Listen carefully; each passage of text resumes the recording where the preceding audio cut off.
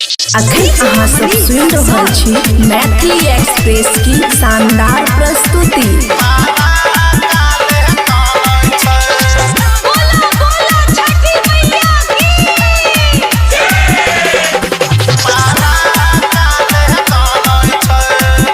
खुशी recording studio बलुआहा। घाट पर जाए के भो हो गेलै बेरिया, छौरा रुस के चल गेलै सुतहले दुआरिया। घाट पर जाए के भो हो गेलै बेरिया, छौरा रुस के चल गेलै सुतहले दुआरिया। केना हम जइबै, केना हम जइबै आराध्य के ई बेरा छै। हई छौरा बम पारा काल्हे कानै छै। हई छौरा बम पारा काल्हे कानै छै।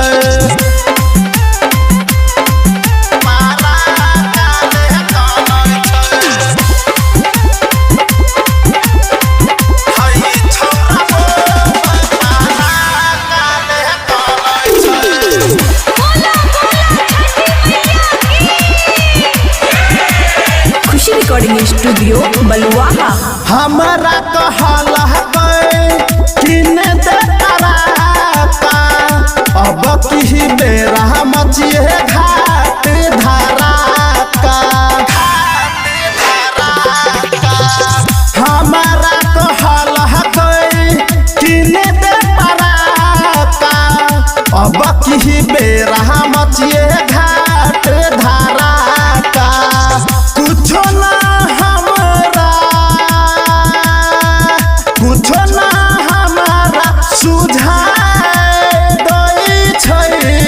हई छौरा बम पारा काल्हे कानै छै। हई छौरा बम पारा काल्हे कानै छै।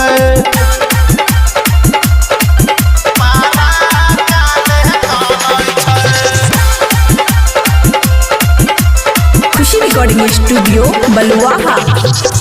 गायक के सुनाबै छौ आजाद भजनमा, छठी माई कोइर दिहे पूरा सपनामा।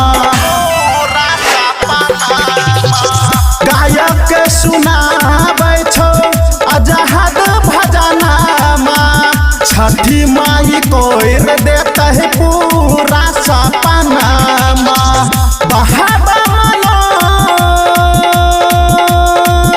मौसम दर्द के माथे दौरा छै। हई छौरा बम पहरा काल्हे कानै छै। हई छौरा बम